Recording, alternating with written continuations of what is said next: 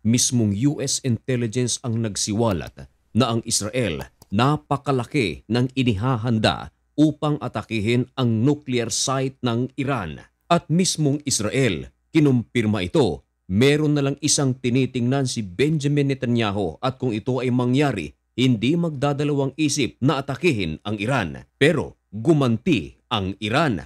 Yan ang ating pag-uusapan sa videong ito. Pero bago ang lahat ay huwag kalimutang mag-subscribe. At dahil nandito ka na rin lang naman, samahan mo na rin ng matamis na like.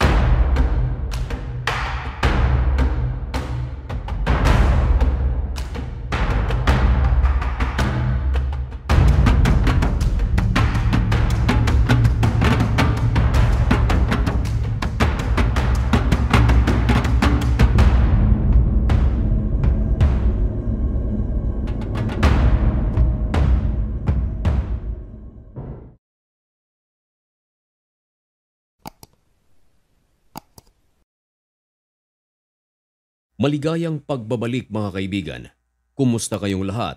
Ngayon ay May 22, 2025 at isang napakainit na balita ang ating ihahatid sa inyo. Ito ay tungkol sa pinakabagong sitwasyon sa pagitan ng Israel at ng Iran at masasali sa ating usapan ang United States of America sapagat napakalaki ng papel nito. Kahapon lamang mga kaibigan ay ating ibinalita na sinabi mismo ni Benjamin Netanyahu na kailangan na nilang sakupin ang buong Gaza. Ito ay upang mahintuna ang kanilang gera at upang ang seguridad ng mga Hudyo ay malagay sa ayos. Walang mga pahayag ang Iran tungkol dito.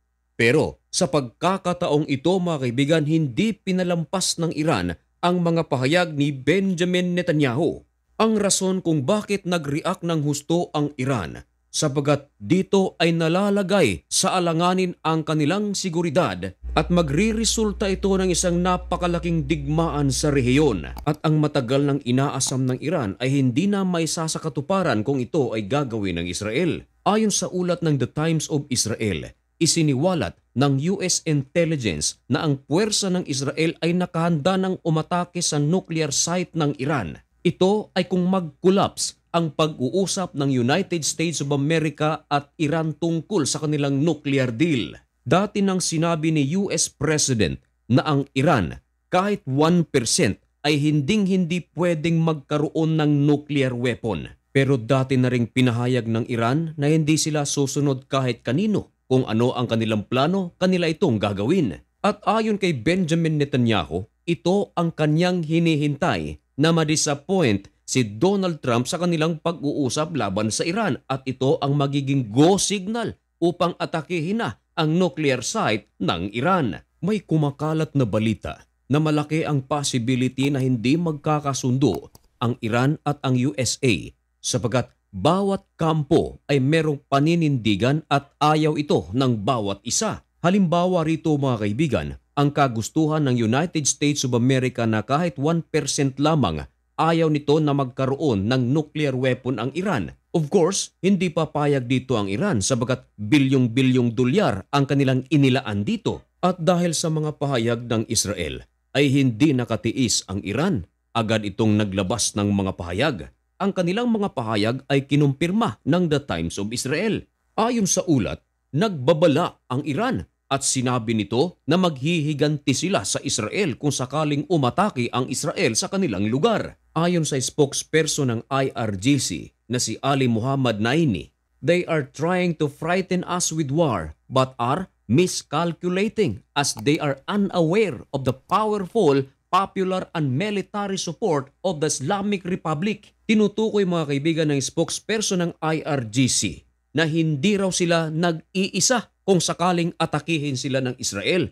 Marami daw mga Islamic Powerful Republic ang tutulong sa kanila. Noong nakaraang taon, ang IRGC ay nakapagsagawa na ng pag-atake mismo sa loob ng Israel pero napigilan na mga air defense system ng Israel ang mga rockets at missile at ballistic missile ng Iran. Hindi nagtagal, nagsagawa ng paghiganti ang Israel. Nagpalipad ito ng maraming mga fighter jets. Hindi na-detect ng Iran ang pagpasok ng mga fighter jets ng Israel at winasak ang maraming mga establishmento na nasa loob mismo ng Iran kasama na ang maraming mga military bases. May kumalat pa na balita na merong part ng mga nuclear facilities ng Iran ang nawasak ng airstrike ng Israel. Ngayon, marami ang nagsasabi na kung noong una ay nagawa ng atakihin ang ilang parte ng nuclear site ng Iran, wala raw duda na kaya pa rin itong gawin ng Israel kung sakaling hindi magkasundo ang United States of America at Iran ngayong darating na araw. Maraming mga bansa na nakapalibot sa Israel at malapit sa Iran ang nababahala sa plano ng IDF. Wala daw duda na magagawa ito ng Israel, pero ang kanilang ikinababahala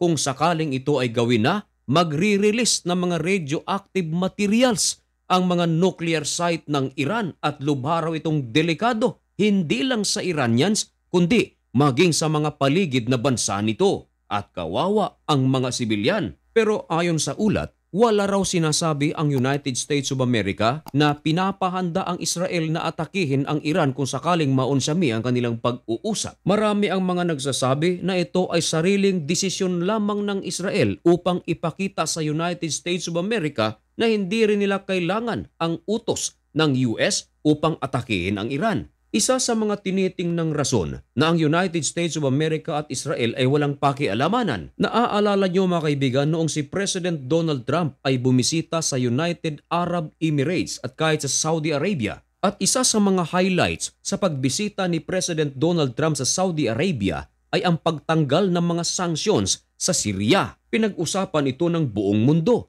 Pero ayon sa ibang mga analyst, wala raw sinasabi ang United States of America tungkol dito sa Israel. Kaya marami ang mga nagsasabi na tila gumaganti ang Israel sa United States of America. Wala ngang sinasabi ang US na kung sakaling hindi magkasundo ang Iran at Amerika ay aatakihin ng Israel ang Iran. Kung baga, sariling desisyon ito ng Israel at walang kinalaman ang US. Pero mga kaibigan, ang tunay na may nakakaalam dito kung totoo nga ba ang mga balitang ito ay ang Amerika at ang Israel. May mga nagsasabing imposibleng hindi alam ng United States of America ang plano ng Israel. Gayong ang Israel at Amerika ay malapit na magkaibigan. Hindi rin sila naniniwala na walang alam ang Israel sa plano ng Amerika na tanggalin ang mga sanctions sa Syria. Sa ngayon mga kaibigan ay inaabangan ng buong mundo, lalong-lalo na mga international news agencies ang susunod na hakbang ng Israel laban sa Iran. At yan mga kaibigan ay isa sa ating mga tututukan dito lang sa channel na ito. Kaya kung nais mong maging updated at kung gusto mo ang ganitong mga content at kung bago ka pa lang sa channel na ito, baka naman pwedeng makahingi ng kaunting pabor, isubscribe mo na ang channel na ito. At hanggang dito na lamang muna ang video ito. May God bless you and thank you so much for watching. Goodbye.